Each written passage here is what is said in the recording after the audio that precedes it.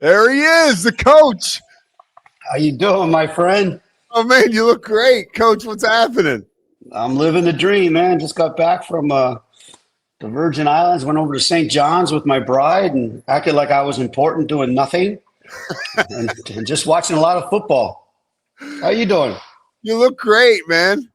Thank you. So Thank you, you're down man. in Florida now. You're back home. Wherever you go, whether it's St. John's, whether it's Middle America, whether it's Paris, I know you're always thinking football, and no better time to jump into it than on the cusp of the Super Bowl. I want to get into some of your defensive knowledge here. I'm Uh-oh. reading a book about Bill Belichick, and it talks about the amazing game plan he put together before that first Super Bowl when they beat the St. Louis Rams, right, in New Orleans when they were huge underdogs. Now, my little different situation here, right? Philadelphia is a great team. It's a 1-point spread. But there's work cut out for Vic Fangio to stop this Kansas City offense. How would you try to stop him, Steck? Well, personally, when you look at Kansas City, who they're phenomenal, you gotta figure out and somehow get into the brain of Andy Reid, which is really hard to do. I mean, the guy is incredibly creative. He's very sound. He takes a lot of input from his players. But in my opinion, trying to stop the Kansas City Chiefs, number one, when you get to it, they got to protect the football, the Chiefs, okay? And more importantly, they got to protect Mahomes, okay? They got to really keep him upright because sometimes he gets some shots. And then the other thing, if I'm Vic Fangio, because they're going to get their shots and all those things, they've got to stop the running game against the Chiefs. Chiefs running game is not as potent, obviously, as the Eagles, but they got those two good backs with how you say his name, Pacho and Hunt. Check. Yeah. Pacheco. Yeah, that's the guy, Isaiah Pacheco. There you go. They're very good running backs, but I don't think their run game is as explosive as the Eagles. So you got to protect Mahomes. You got to get a running game going. And the other thing that I think Vic Fangio really has to do and have his players on point with is the motions. Andy Reid is going to motion you to death. He's going to trade you, shift you, motion you, and he's going to get people going all over the place. And there's got to be great sound communication on the back end to alert with those passing games. That's one thing I think Coach Fangio really has to do, and especially when they get down in the red zone. Yeah, Steck, for people who don't know, because I see that too, and, knowing a little bit about football, I kind of understand, but the motions, what does that do to a defense when you're Patrick Mahomes and then you see Kelsey in motion prior to a play? What's that do to the defenders? How are they supposed to react to that? Well, it probably is based on coverage, and it's a very complex answer to your question, Pete. However, the simplicity is, first of all, it kind of gives the first alert of, number one, are the linebackers bumping with the motion? Are the safeties spinning with the motion? Or are the corners running with the motion? So it kind of gives a first indicator of, are you in man, or are you in zone? So that's number one. Number two is when you see people, which I think they did against the Eagles a couple of years ago, I think they used it again last year in the red zone. When you see someone in motion, especially in a 3-by-1 set, and coming from the 3-by-1 side, from the 3-man side, they start motioning and you see a guy running. Right when they get into that bunch set, they snap the ball and the receiver comes back out the back door. Yeah. Well, now it's got automatic pick. And you got to watch the defender's hips. When the defender hips turn to start running with him, he's not perpendicular line of scrimmage anymore. There's a big word for me anyway, perpendicular. And that's when Mahomes snaps the football, because that defender's got to do a 180 when the wide receiver can just get out into the flat. So there's a complex answer to your question, but I think the first indicators are we in man and zone. Second one is the safety spinning to take that guy, which would create an advantage to the defense with the angles. And then if they're running with the receiver, now you're creating angles and an advantage to the offense. So I think all that stuff takes place in a quick, short motion situation, and Mahomes is pretty good at analyzing, dissecting, and knowing what he's going to get. The game has evolved so much, and you talked about Mahomes being able to deduce and make quick decisions, right? But like back in the day, I don't want to say back, but we used to be able to stop these guys a lot more often to kind of rattle them, right? Get them off their mark. It's different now. How much harder is that for coaches to scheme against? And this kind of leads into are the Chiefs getting a lot of calls and blah, blah, blah. But how do you, is there something specific you say to your team? Like, hey, we want to hit him and get him off his mark, but we don't want to draw any penalties here. It's different now. It's different. I was an advocate when the rules started changing a long time ago that we probably should put skirts on the quarterbacks, and make sure that they don't get hit or touch too much. I think that's part of it. I think a lot of the rules have swayed to the offensive side of the ball, not being a defensive prejudice person. But I think it's because fans, you see a game and the final score is 13-10. What do all your friends say? Oh, that's a boring game. Hell no. That's a heck of a game. Defensively structured, how they defended each other, how they attacked each other, how they blitzed each other, how they played their man-to-man in the checker game. What's wrong with 13-10? But what I think what people want, they want the points. They want the touchdowns. They want the explosives. And I understand that from that side of the fence. As far as the Chiefs getting calls, I don't believe it to be true. If you really study the whole season, it comes out 50-50. And in fact, this season, probably not the number, but they've been penalized more yards. They were like 4th in the league or 5th in the league with penalized yards. So I think it's a myth. I think it's a ghost people want to chase because they're tired of Kansas City being there, dude. You know how it is when guys keep coming back. We're going to watch the Chiefs again, Let's revel in the excitement that the Chiefs are going back there again, and they're on the brink of doing something no one's ever done. Now, the key, though, is when he does get off his mark and he scrambles, the one thing that you see, which infuriates me as a defensive coach, is people use different terms. But if you're in a zone situation or if you're in a man situation, you have got to, when you're in zone and he starts scrambling, you must turn it into man-to-man. I used to call it match. Some defensive guys call it plaster. Some people call it glue. But when there's a receiver in your area and he starts scrambling, you immediately must go to man-to-man on that guy because he's going to find holes. You have to turn it into man-to-man. And the other thing that makes me furious, Pete, is when you turn it into man-to-man, you got to look at your man, okay? I used to tell my players all the time, if you see the quarterback throw the ball in man-man, if you see him throw the ball, you're going to see the receiver catch the ball. Okay? And they looked at me like I was crazy. But when they look back, you don't see the receiver. And that's your man. You're doing basketball games right now. Okay? Well, in basketball, you covering your man. You're watching your man. Your eyes are on your man. Same concept for football. So I think it's a plethora of different things. And at the same time, you got to have some defensive linemen that can go hunt down that quarterback. And, I know this. Mahomes is a tough guy because me personally, those D tackles for the Eagles, Davis and Carter, I see that 320-pound man running 4.65 after me. I'd be panicking, man.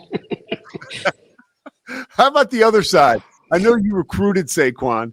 You've got a feel for him. This guy's got 20 touchdowns. I think their average, it's like 32 yards an average for a score. That is a ridiculous stat. We're going back now. As much as the quarterback thing has changed, we're moving back to like the running back now, which I like, being more of a featured option, almost more of a prolific part of the offense. How do you stop Saquon on the other side of that if you're Steve Spagnuolo? Well, personally, if I'm Spags, and I love Spags and I go way back when I was at Dickinson College and he was at New Haven. I mean, people probably don't even know where those schools are and stuff. But I do. You do. That's right. There you go. You get those Philly roots. Yeah. Well, here's the number one thing about Saquon, okay, is he's explosive. I did recruit. He's from my high school. He went to Whitehall High School in Pennsylvania. And he's just Bobby Hartman, the AD there, calls me out of left field one day and says, Stack, I think we got this player, but he only got an offer from Rutgers. So he sent me out the tape, and I went, huh? Only Rutgers? So I flew in and started recruiting him. And my man James Franklin, who I love, so I say this in jest. He goes from Vanderbilt and goes to Penn State. And then Saquon calls and says, Coach, I'm going to visit Penn State this weekend, but I'm going to come out and visit you next weekend. I said, no, you're not. James is a great recruiter. He's a Pennsylvania kid, and I'm so happy for Saquon. The one thing that people don't understand about Saquon Barkley is, A, he's competitive. They know all those other things. But do you realize that Saquon, in his career, has over 2,300 receiving yards, and he has 14 touchdown passes? I mean, yes, he can run the ball, but he's got great hands. He's got great receiving skills. And you saw in that last picture, that young man locks that ball away high and tight. You see that big-ass bicep covering that football and stuff. So I don't know if you can stop Saquon. What you have to make sure you do is don't lose sight of all the other receivers and all the other weapons that they do have with Devontae Smith and A.J. Brown and Godson. No, not Godson. How do you pronounce his name? Goddard. Yeah, I don't like pronouncing his name because when I was at Missouri State, he was at South Dakota State University. Yeah, and he spanked my ass there. But anyway, that's a horse of another color. So Saquon, he's the real deal. He deserves everything he's got. And let me go on my high horse while I'm on this, okay? How the NFL pays all these receivers all this freaking money who touch the ball 8-10 times a game, and they're good. I'm not doubting that. But now you got a guy like Saquon who's carrying the ball 24 times a game. He's catching the ball 6 to 10 times a game. He's making an impact on the game, and you're going to only pay him $13 million, which is a lot of money, don't mind you. And the receiver who's going to touch the ball 8 times is going to get $35 million. Who changed that horse? I mean, I don't get it. So I hope these running backs get their dues and get their pay because their life expectancy isn't as long. They get hit more. They got to pass protect. They got to run. They got to catch. They got to do all these things. So I'm off my high horse of paying running backs. From a league perspective, how is this? Is it? I guess I should ask you. Is it starting to shift back to what you're talking about? Right, running backs paid more money than anybody else on the team, or among the most on the team. Like it seems like that now. No, I don't think so. I think, meow, meow, the cat's out of the bag. It's not going backwards. Guys aren't going to be making X amount of dollars and all of a sudden say, well, this guy's making that. This guy's making that. I'm not going back for that. I think the cat's out of the bag. And I think maybe what might happen is some of the salaries might level off. And then with the new salary caps and the more money, they might start paying more running backs. I'm not sure. But I'm glad I don't have to worry about that. But I never thought that was realistic. How's that going off on a tangent? I love it. How about I want to get your thoughts on a couple history things and some of the coaching hires. I won't take too much more of your time, but who do you got in the game? Breaking it down, you looked at it. Who do you think when the dust settles should come out on top? Once the ball starts bouncing, and the bullets start flying, it gets crazy. But right now, looking at it on paper. It does. And I'm not going to answer your question. I'm going to tell you why. Okay. Because I got two very good friends that are coaching over at the Kansas City Chiefs. Andy Hill, who's the assistant special teams coach, and I were together for 15 years. And I don't know if I can go back to the state of Missouri if I pick against the Chiefs. On the flip side of it, Saquon and I went to the same high school, Whitehall, Pennsylvania. And if I don't pick the Eagles, those boys from Whitehall, I might not ever be allowed back in town, and they might try to find me here in Florida and blow up my house or something. So to pick the game is a hard one for me. I'd love for Saquon to get the ring. I'd love for Andy Hill to get the three-peat. But if you have to look at it, what everybody talks about is going to come down to two things. One is the turnover margin. So it's going to be very curious to see who can protect the football. And that's old cliche. I know that. I understand that. But if you remember 2 years ago when they played the Eagles, that's what cost the game was two turnovers. And number two, I don't know, Dave Tobe and Andy Hill, the special teams coaches for the Chiefs, they got some up their sleeve. They're sound, they're good, they're creative. So I give the edge to the special teams there. So I want to see a really good game. I want to see a 24-23 game. Did you and I talk at all about Joe Cullen? Joey Cullen. I love Joey. He's the other guy I was Joey Cullen. We did talk about him way back in the day, you and I.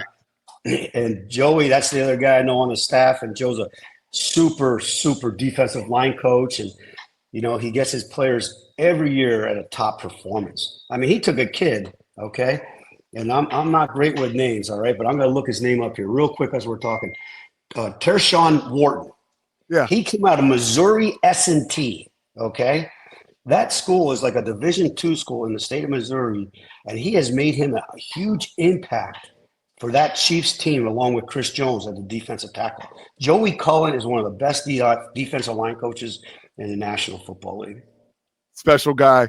All right, I want to talk to you a little bit about history. If the Chiefs win this game, where do you rank Patrick Mahomes, or is he one of the best all time? I know you're probably not into the rankings, but what does it do for his legacy?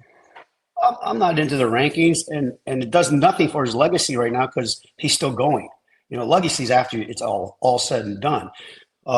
What he's doing and how many Super Bowl he's got to, he's going to be in the GOAT conversation.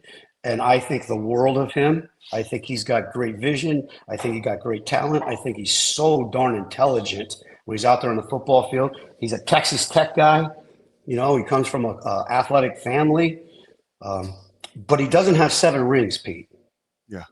And everybody talks about you can't change the storyline. People change the storyline in the middle of the storyline. You talk to NFL guys, it's all about the rings. I want a ring. I want a ring. Saquon said, and I'm paraphrasing, this is all well and good, but that's not the end goal. The end goal is to win a Super Bowl and get a ring. Tom Brady has 7 of them. When he gets to 7, I will stamp his head as a GOAT. but I think he's in a short class. I mean, he's passing some of these other guys with, you got to help me out with it. I want to say 5 out of 7 years going to the Super Bowl. Yeah. Won 3 of them, can be on a 3-peat. He actually definitely stands out there, and someday when he's going to be done playing, he's going to be legendary status. But he's got to get a couple more rings for me to go, not to let him pass Tom Brady. One more for you before I let you go, because we got a lot of folks. Obviously, we're in Central Texas. A lot of folks, Cowboys people. Give folks here some good news about Brian Schottenheimer, or can you? Like, as far as people were, I think Cowboys were looking for a splashy hire. You hire Brian Schottenheimer. I think it's actually pretty good because you look at who he hired, your buddy as a defensive coordinator. I mean, that's great. I think that Eberflus hire is terrific for the Cowboys. I really feel like they're going to be better than people think, and so is Schottenheimer. What are your thoughts or anything you have on him? I have no thoughts, and I would speak out of school. I do not know Brian Schottenheimer. I obviously know of his pops, so that's a plus to me because when you're a coach's kid and you're around it all the time, you pick things up. I think it's probably a good hire for Dak Prescott because he was the quarterback coach. They still have the same chemistry. They still have the same mojo going. So I really like that. In regards to your comment of hiring Eber, Matt Eberflus is one hell of a defensive coach. And I know how things went shaky in Chicago and all that stuff. However, players still play the game and coaches still are responsible no matter what happens, Like, for example, I think of that Hail Mary pass. They talked about it the other day on the NFL awards or something like that, Well, Eber gets the blame, but that kid was over there rousing up the stands. Remember that? He's going over, hoo-ha, and they snap the ball. He runs, oh, hell, I got to go do my job. Yeah. So a coach gets too much credit and not enough credit. Matt Eberflus is one heck of a defensive coach, and he will have those kids playing. He's sound. He's fundamentally sound. He's scheme sound. And he's a really intelligent man and can really break things down. So I think it's a great hire. I hope the Cowboys are turning the corner for better things since you are in Texas. But I got to show you, I don't know if you can see it on there. I wore my Raiders shirt just for you because I know you're a Raiders fan. So I wore my Raiders shirt just for Pete. Eagles first. Well, you got some skin in the game there, right? Come on. I do. My nephew's at the Raiders, and he's a great tight end coach in the National Football League, and I'm really proud of him. Well, hey, thank you so much. And I want people to know there's a book out there called The Fisherman, and it's called traits to win at the game of life, and it is by this gentleman you're looking at right here, Dave Steckel. You can get it on Amazon, and it's a hell of a book that you put together for people to come and lead, and it's also a lot of life lessons. So I want to throw that out there. It's available on Amazon, right? It is. You can get it on Amazon, and I really appreciate you throwing out that The Fisherman: Leadership Traits to Win the Game of Life. And I kind of wrote it for football players because it's only 88 pages, but it's packed with simple truths to life that I think any person who wants to lead, whether you are a coach, whether you're a CEO, okay, or whether you're a parent, I think there's things in there that can help you and help your children as they go in through sports and move on to life. Give us a freebie. What's the number one lesson in there that jumps out that you like to share with people? The number one lesson, I think, as you go through life, you have to be fair, you have to be consistent, and you have to be demanding. And not only on the people that you're leading, but more importantly on yourself. I remember you helped me out when we got those boards, and I said, hey, Coach, like they screwed up a player on this, that service that we get for the football games that help us with our boards. I go, I'm not going to say anything. You better say something. I was like, all right. Because you know what I learned when I was in the Marine Corps, and I learned a long time ago that a great leader never walks past a mistake. Because as soon as you walk past a mistake, the standard just got lower.